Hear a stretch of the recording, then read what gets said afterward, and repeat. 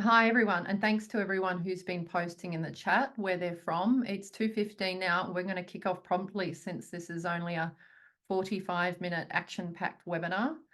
My name is Jaana Dielenberg and I'm the Communications and Engagement Manager for the Biodiversity Council, and I will be your MC. So welcome to this webinar on the federal budget. First of all, I'd like to acknowledge the traditional owners and custodians of Australia's lands and waters and pay respect to their elders past and present. I particularly pay respect to Turrbal and Yagara people whose country I live and work on, and I extend that respect to the lands of all of the people from which you are joining us today, and also to our First Nations participants who've come to this webinar. Inclusion of First Peoples perspective is really important to the Biodiversity Council. First, we'll be hearing from Patrick O'Connor, who's from the University of Adelaide, who will be looking at the detail that's specifically in this budget. Our director, James Trezise, who is going to talk a bit about sort of what to look for in a budget and some key takeaways about trends in biodiversity spending and budgets over time. Finally, we'll be hearing from Sarah Bekessy at RMIT University, who's going to look at some of the key messages that people in conservation and science should keep in mind about what we need in a budget for nature, and some of the key messages that we might all consider using and arguing for a better budget for nature. So I am going to pass to Patrick. Thanks, Jaana. Hi everyone, thanks for acknowledging country. I'm on Kaurna land in Adelaide, coming to you as a biodiversity councillor and working at Adelaide University. I'm going to just give a bit of a budget perspective by outlining a few things that might be of interest and that helps to set the scene a bit before we hear from Sarah and James. So just to look at the key focus of the budget very quickly, which is important to understand the context that we then get into about biodiversity. This was a budget that has other priorities, if you like. So while the budget has to cover a whole bunch of things, the main task of the budget is to do a tax transfer. The Commonwealth Government has an amount of revenue, about half of which comes from personal income tax. It then has to transfer those funds to produce value in society that government at that time has policies that they believe are going to support the population and strategic objectives. So this budget primarily focused on cost of living relief, which you would have seen in terms of payments and subsidies for different things, particularly household and business energy subsidies. It locked in the stage 3 tax cuts that had been adjusted from when they were originally proposed, but did do a better job of moving more of the tax return back to lower income people, but not all. But overall, didn't improve the pie that Commonwealth has to spend. And then the big announcements really were the Future Made in Australia, which had a whole bunch of things in the budget about how Australia was going to become a greener economy, particularly through manufacturing. So a green manufacturer. And we can touch on that afterwards. The fiscal position is that there was a $9.3 billion surplus for the previous year, which really just means that in guessing how much money the government is going to spend on all the things that it's made commitments to, and guessing how much revenue it's going to get, it was $9.3 billion out, and it happened to be on the positive side in this case. But it does mean that relative to what position it thought it would be in, or predicted it might be in, it had $9.3 billion more than it expected at the end of the financial year that it could have allocated to something. So biodiversity is one of those things that you could say, well, if I didn't care if I was trying to balance a budget, but I actually end up with a surplus from the previous attempt, I have at least got some money that I could play with, even if I didn't care about it in the other balance. The forward estimate is that there are higher deficits across forward estimates of the budget, and that there are challenges in fiscal sustainability going forward. So this budget is written to deal with today's problems. It locks in some payments that spread out over sometimes up to a dozen or more years. And it also tries to look ahead a little bit, but mostly people forget what was in the previous budget. So it's primarily focused on the now, but it does lock a whole bunch of money away for the future. Jaana? Thanks.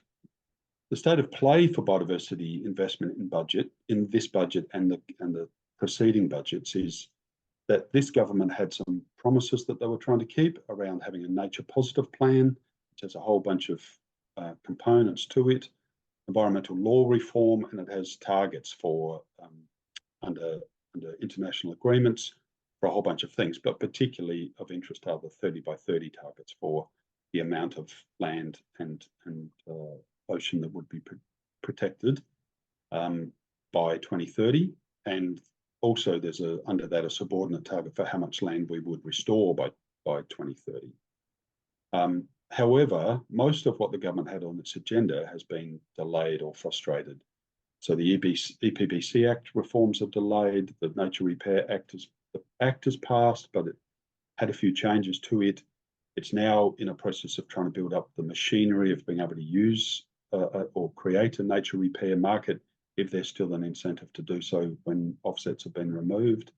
And there's a nature positive plan, and some money was put aside for administration this time, but nothing much more than that.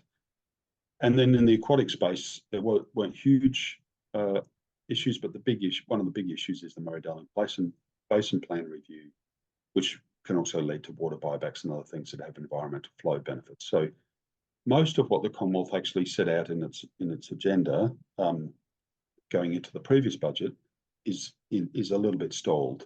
And so there weren't big announcements about what's going to happen. Most of them were investments in current processes and administrative things.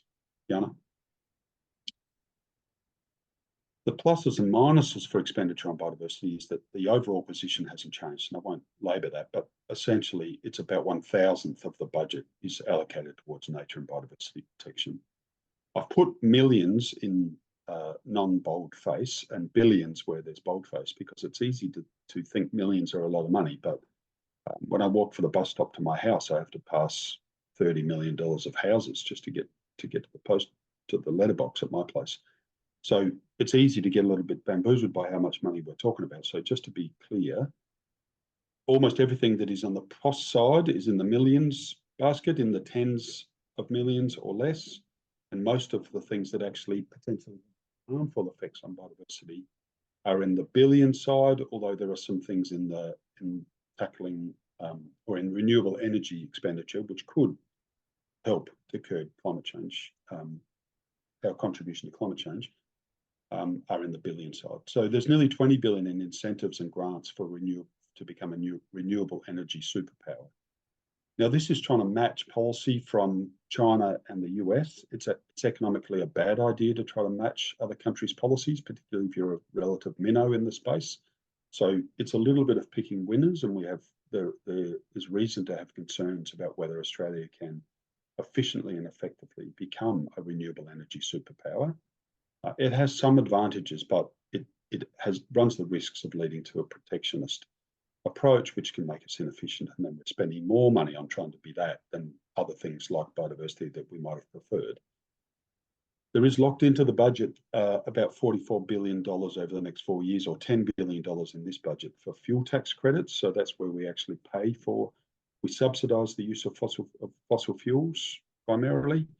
And if we took away those subsidies, much of what we see as carbon offsets in Western New South Wales and Queensland wouldn't occur, because without the subsidisation of diesel, it's not worth knocking the acacia shrublands over in many cases, and so that carbon would just sequester itself. So the fuel tax has a lot of perverse effects, particularly in negative effects on biodiversity, both in clearance and in sort of creating a bit of haze around what's additional and not additional in the carbon market. So that's a very concerning thing, that we keep that fuel tax credit instead of moving to incentivising things that move away from that, so that being a renewable energy superpower makes sense. If you're perversely incentivising old technologies, it's difficult to move to new technologies. There's also 7.1 billion in critical minerals production tax incentive. So that's over 13 years, but that amounts to about 14 times what's spent in this budget on biodiversity. And that has concerns that everywhere that there are critical minerals, there's a risk that it coincides with threatened species, threatened ecological communities, and other biodiversity functions that are valued. And those overlaps have real concerns. At the same time, the government strengthened environmental approvals processes for a future made in Australia, which really means potentially lowering the threshold for approvals and resulting in faster developments or less scrutinised developments or concerning developments. If you're trying to incentivise critical minerals production, it's probable that you want to clear the way for whatever else is in the way of you getting at those minerals. There was $4.1 million for the nature repair market and reporting, but that's essentially administrative. While that's good, if we compare it to the $2.55 billion that was set aside for the carbon market in 2014, 10 years ago, that market has barely got off the ground. So as of today, that market has contracts that promise, hasn't yet delivered, but has promised to produce offsets of carbon that only probably amount to about 3.5% of what Australia's emitted in the meantime. So the amount of that 2.55 billion that was set aside 10 years ago has only putatively offset or could putatively offset about 3.5% of what Australia emitted. So the challenge for the nature repair market is to be smarter, faster, and not have to go back and reform, and to be in a position where it can happen in reasonable time and actually attract investment that gets on the ground and produces real results that are above and beyond loss, which is still occurring. There's $10 million over 4 years for ASIC to combat greenwashing. That's probably a good result. If we don't get the underpinning policy right in those areas, then things like nature repair markets and carbon neutral and biodiverse neutral and all of these things can just become noises in the market, and they can blow out any genuine attempts to use consumer behaviour to drive real change in production and the way we manage our landscapes. So there's some good signs in there, but again, they're small millions, and we're not sure how they'll actually hit the ground. There's money for the Antarctic division, which is good, but of course that's an environmental benefit and a strategic benefit. So it's always difficult to separate out for something like Antarctica when we're investing in strategy, in defence strategy and other things, or even mineral strategy versus the environmental strategy. And there's $27 million in the Resilient Waters Fund. Water Infrastructure Fund, which has a whole bunch of purposes, and somewhere hidden in the budget, and some of it in there is water for buybacks in the Murray-Darling Basin. But we don't know how much is there because you need to keep that commercial in confidence. But without those buybacks, it's very difficult to increase the amount of environmental water system. Thanks, Jaana. Thanks very much, Patrick. G'day everyone, thanks for joining us. I'm coming from Ngunnawal country in Canberra. Next slide, Jaana. So I'm just going to unpack for you a bit about how to sift through the spin, because the narrative that we're kind of talking about here is this was a bad budget for nature. But if you were to read the Minister's media release, you'd be thinking, well, actually, that didn't sound so bad. And I think one of the challenges is when we go into things like budget lockups, and I've done quite a few of them over my career, but we weren't in this current budget lockup. They're quite a tricky thing to get into.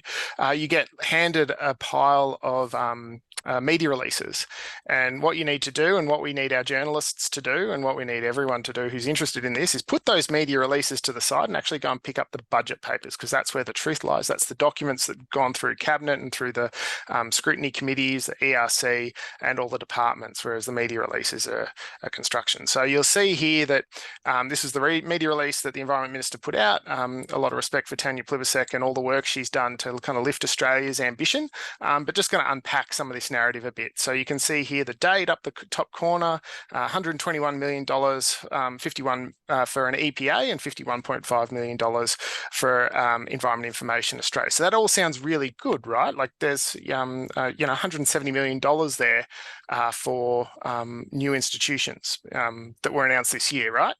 If we can just go to the next slide. Well, this was last year's media release. So 9th of May 2023, $121 million for an EPA. That's from the budget paper, 23-24, and you can see $121 million over 4 years for an EPA and $51.5 million over 4 years for EIA. So what we see is when there isn't much in the budget for your thing, politicians of all shapes and sizes will generally reach back and grab things they've already announced and repackage them and try and sell them, and assume that the media class and the punters won't really understand what it is they're announcing and get away with re-announcing something. And so that's what we saw. Patrick outlined the delay to our environment protection law reform agenda, or the government's environmental protection law reform agenda, and what we saw in the budget was a rehashing of existing commitments. And that's really important because it's understanding the budgets run over 4-year cycles, and how those commitments start to stack up really plays out. And in the biodiversity space, as Patrick outlined, we tend to operate at in the oscillation between $400 and $500 million overall for on-ground biodiversity programs. So if you want to know where to look in a budget paper, in the budget, we go to budget paper 2. And budget paper 2 is the key thing. And you can actually just go to table 2 in budget paper 2 to find out what the new spending actually is. And it's all here, and it's all kind of quite boring and not packaged up not nice and neat. But these are all the things that Patrick was just talking about. So you can see there the future made in Australia for this budget year will be 138 million. We can see that, for example, sustaining water functions will have 55 million, 58 million, and 59 million, 43 million over the forward, what we call the forward estimates. And so $250 million to basically keep the lights on in the water policy area. But when it comes to biodiversity, you'll really struggle to find it. Reducing, if you can spot it, reducing the impact of litter and supporting on-ground biodiversity actions. So that's a 0.2 million. So it's 200,000. $100,000, $100,000 out of this budget for on-ground biodiversity programs. That's pretty much the rub out of what came out of this budget for on-ground biodiversity conservation in nature. Jump to the next one. And so that's where we go. What did budget paper 2 say? And again, it's this thing around that point I made about reducing the impact of litter and supporting on-ground biodiversity actions. But even here around strengthening approvals process, if you read the minister's media release, this dot point down below where it says 96.6 million over 4 years to strengthen environmental approvals for renewable energy transmission and critical minerals project. Well, actually the minister's office, as best we understand it, because it's really hard to unpack what they talk about when they construct their narratives around this stuff, they actually said that this was about mapping threatened species projects. But you can't rely on what the media release says. You need to actually dig in and say, what does the budget paper say? What did cabinet sign off on? What did the expenditure review committee sign off on? What did all the bureaucratic processes sign off on? And it's actually this point. So these programs are actually about fast tracking critical minerals and renewable energy developments. They're not necessarily about protecting threatened species. It's a really important point. So when we talk about trends in biodiversity, on-ground biodiversity programs and protections, this is the chart that comes from the State of Environment report. And on the left-hand side, and this is out of date, you can see it, last figure was for 2022-23, which was when the State of Environment report was released by Minister Plibersek in a very well publicised press club address. And you can see here that it generally oscillates over the past decade at just under 400 million, with a really big spike in 2017-18. And if for those who are familiar, that was the $500 million that was gifted to the Great Barrier Reef Foundation. And so you can see the quantum of that of that grant equaled the total annual spend on biodiversity programs, which was why it was so controversial at the time.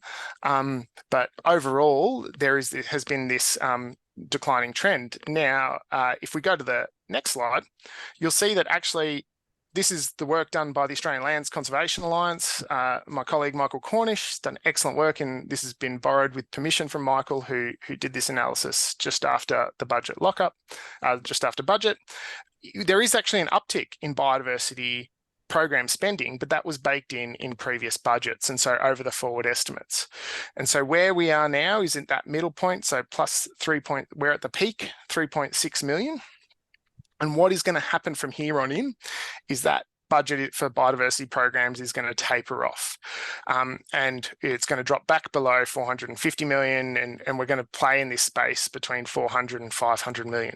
So the government has actually increased spending in biodiversity programs, but it did that 2 or 3 budgets ago when it invested in the land care NHT, the land care program, and the reef trust. It created no new money in the budget this year for biodiversity programs. And in particular, what we can see from Michael's analysis and what we see is that actually there's a projected decline over the forward estimates of $40 million over what was previously estimated to occur under last year's budget. So $400 to $500 million a year goes to, yep, next slide, that's great transition, goes to biodiversity. But you can see that kind of tends to touch a nerve.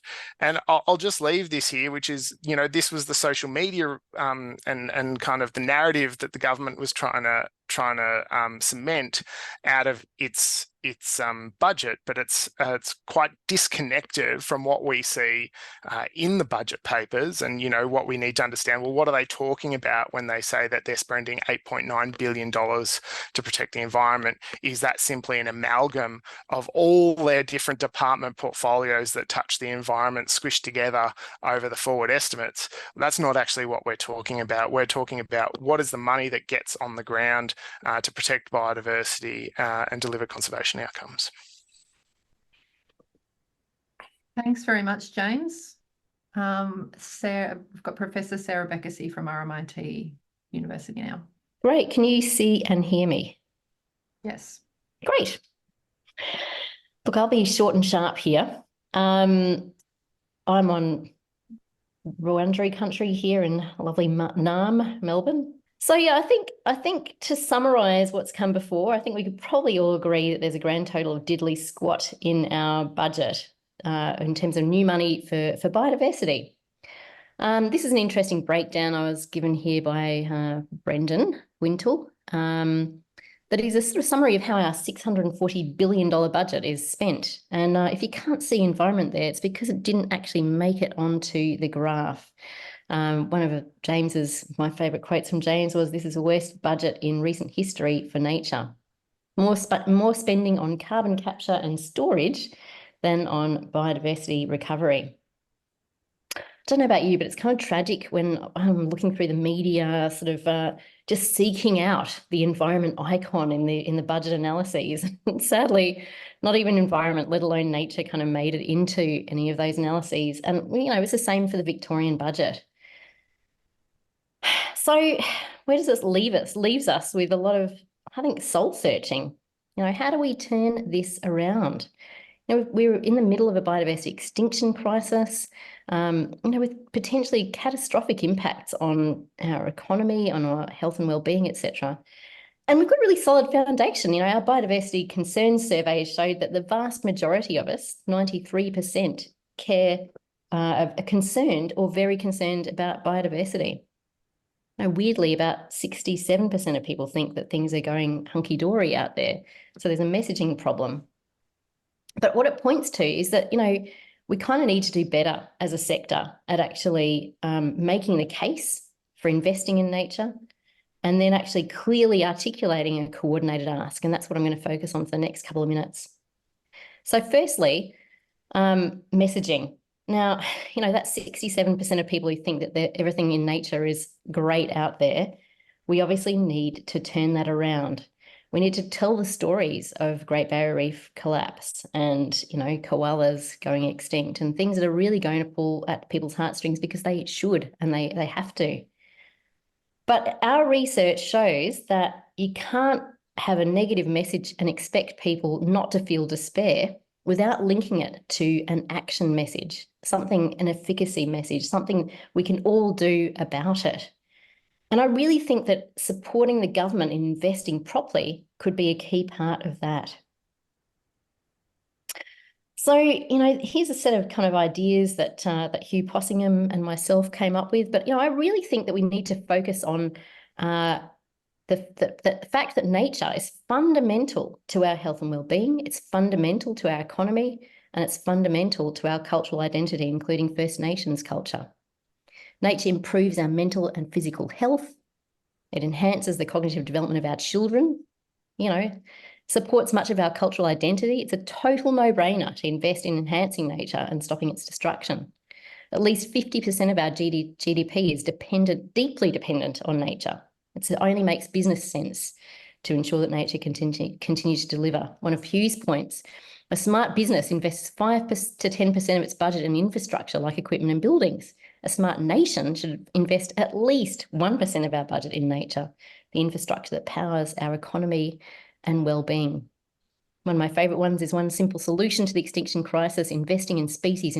There is one simple solution to the extinction crisis, investing in species and habitat recovery. I suppose what I'm saying here is that we need to have these in our back pocket to pull out and repeat. You know, because I think as a community, we need to get the message out there that investment in nature is worth it, and it's absolutely critical to all of us as Australians. Moving on, we also need a coordinated ask, and we've been criticised, let's face it, as a sector for not really doing this particularly well in the past. You know, obviously there's a lot of nuance around what we should ask for, how we should ask for it, where it should be pitched, but I reckon if we had a couple of clear messages that we could all stick to and push out whenever possible, we'd have a fair chance of actually getting something more than crumbs in the next budget. These are what we think as the Biodiversity Council should be included. And it really comes down to a couple of really clear evidence-based numbers, and then something that we need to sort out really about money for regulatory reform. The first one is money for threatened species recovery. And we've come up with $2 billion per year. The way that this was calculated was in a paper by Wintle et al. That looked at the United States and where species have actually been delisted. So they've come off threatened species lists. And we looked at what it cost to generate those recoveries of species. And we averaged across different taxonomic groups and then applied it to our threatened species list. In 2019, we came up with a figure of actually 1.7 billion. Now we've stuck it at 2 billion, but it's actually probably more than that, but let's keep it round and simple, I suppose. We've got, you know, up 20% more species on the threatened species list. And anyone who's, you know, renovated a house over the last 5 years will know just that it costs dam site and water to do just about anything at the moment in this economy. But let's a round figure that we can all be asking for. $2 billion for ecosystem restoration is the other figure. And that's based on a paper by Bonnie Mappin and others who showed that we could potentially restore 30% of the pre-European extent of every single Australian native vegetation group in every bioregion without necessarily compromising food production in this country. And it would cost about $2 billion per year. And that's got three components. It's got the cost of restoring ecosystems, cost of stewardship payments, and then the cost of managing weeds, you know, ferals, fires, etc. And the third thing that I've got there is that, you know, obviously we need, we need a regulator who's prepared to regulate.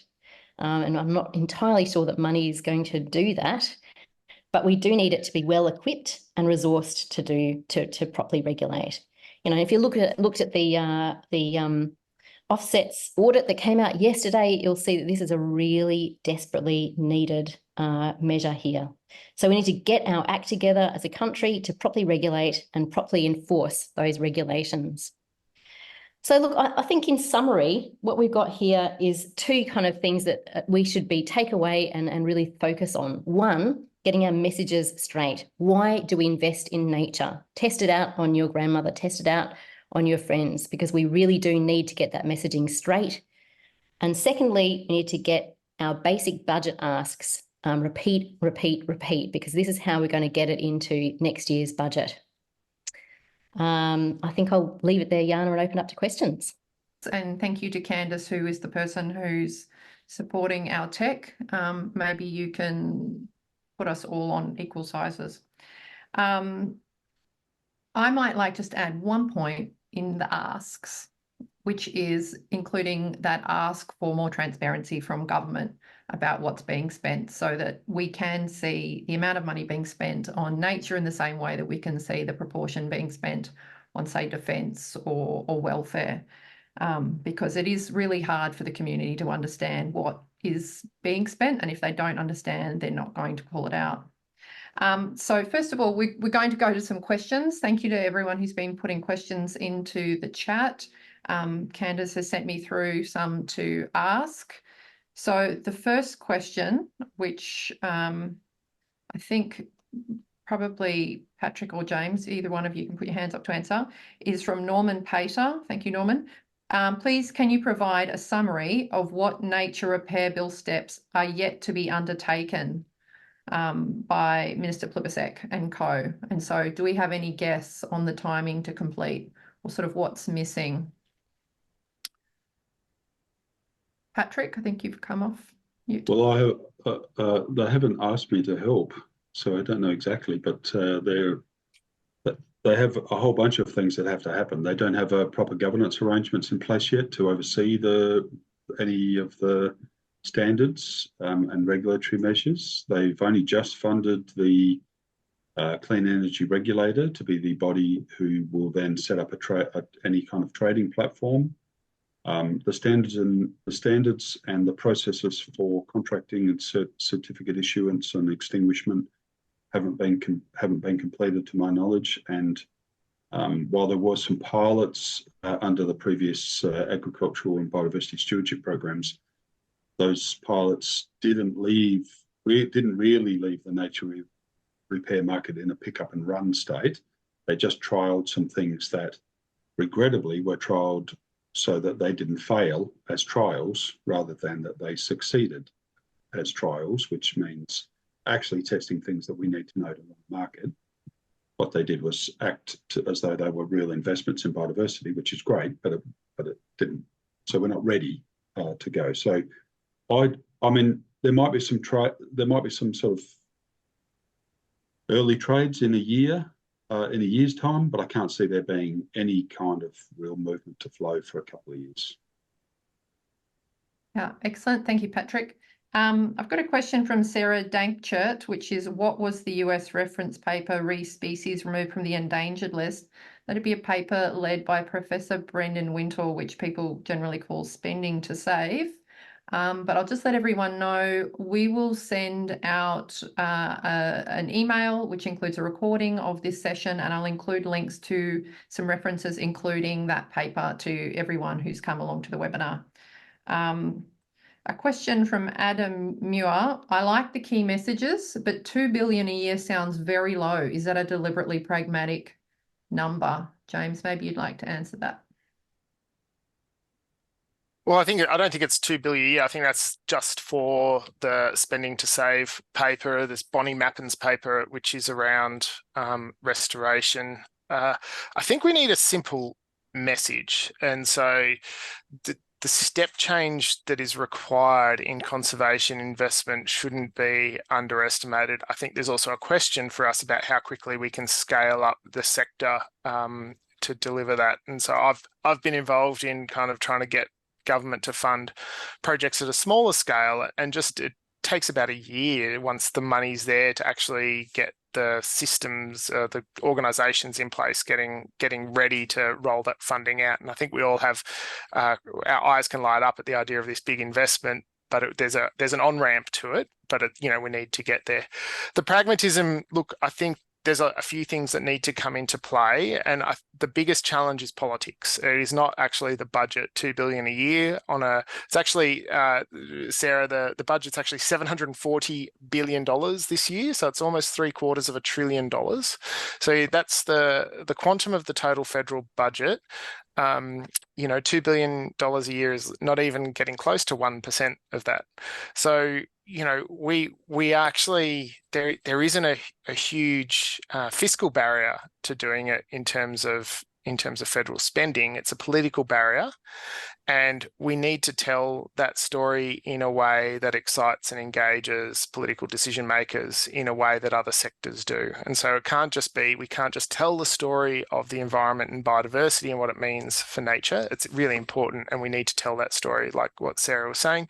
We also need to, for decision makers, not necessarily for general audiences, we need to tell the story about what this means for their electorates, what this means for jobs, for the economy. And if we treated conservation as a sector and we told the story of what it means for regional economies, for the scientific economy, we'd have a much better chance. And that's part of the work that we're trying to do as well, to start to unpack some of those narratives, to kind of tell this story in a way that actually broadens the audience outside of the people that dial into a Biodiversity Council webinar on the budget, which we're really grateful for you all being here. Thanks, James. I've got a question that I think is good for Sarah. Should we be encouraging more citizen scientists? Sorry, this is a question from Anne. I don't have a last name. Should we be encouraging more citizen scientists, as several initiatives involving ordinary people have worked pretty well, and using citizen scientists to help alert people to the biodiversity crisis? Oh, it's a really good point. I mean, I think we should be doing everything we can to engage every person with the biodiversity extinction crisis and their role in actually solving it. No one wants to be part of the biodiversity extinction problem. Everyone wants to be part of the solution. And we've got so many ways. In fact, we've got a 10-point plan on our Biodiversity Council website. And definitely citizen science has got to be part of it. Thinking about how you purchase, thinking about how you invest your money, your superannuation, thinking about how you kind of handle your pets. And Jaana's idea of keeping all of our cats indoors or enclosed in our properties is a really significant concept that I think people can definitely get on board with. But I also think engaging people with the idea that their benefits that they derive from doing that are potentially massive. And this goes to the heart of our messaging around why we should be investing in nature, full stop. Because it's enlightened self-interest. We all benefit massively from having a healthy environment. It's direct, it's obvious, it's tangible, and we need to argue it more strongly and more clearly. Excellent. Thanks, Sarah. And I don't get credit for all of cat containment, just for trying to help nudge it along. A question, I think, for James from Louise Arkles. How do we advocate louder than the vested interests, such as the Minerals Council? So government seems intent on keeping them happy no matter what the scientists are saying. What's the solution, James? It's a very good question. And look, we're dealing with the ramifications of that right now. So, those vested interests are the main reason why we are not seeing the ambitious environmental law reforms that we were originally promised to be delivered. And I guess from my perspective, it's around what politicians take interest in, and what's the discourse around power we have in this country. So from a Minerals Council point of view, and Business Council and industry perspective, they've got economic power. They open doors that we can't open in Canberra and other places, and they have an army of lobbyists that are walking the halls of power. From our perspective, we've got a few key assets. One is we've got nature, and people's connection to nature, and we can go out and talk in the community. And I think that's where and build up a constituency and actually start to create that public pressure and that public sentiment that government needs to do more. Having just come back from WA, it's quite concerning basically that there is so much interest in what industry wants in that state as opposed to what nature needs, and it is such a special place for nature.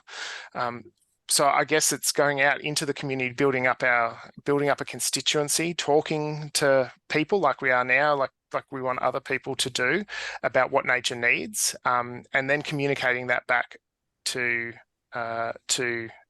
decision makers and to local MPs, and to creating that tension within our political system that it's not just about industry. And I think there is this other part, which is we have to find a way to kind of convince industry, and Sarah's doing a lot of work about this, to do better and lean into that nature positive narrative. But at the crux of the matter, we need to galvanise a constituency for nature in Australia, and that's the critical challenge. And I feel like we're not gonna get over the threshold until we have built that constituency, in the same way that the climate movement has really done an incredible job of building that constituency for climate action. Thanks very much, James.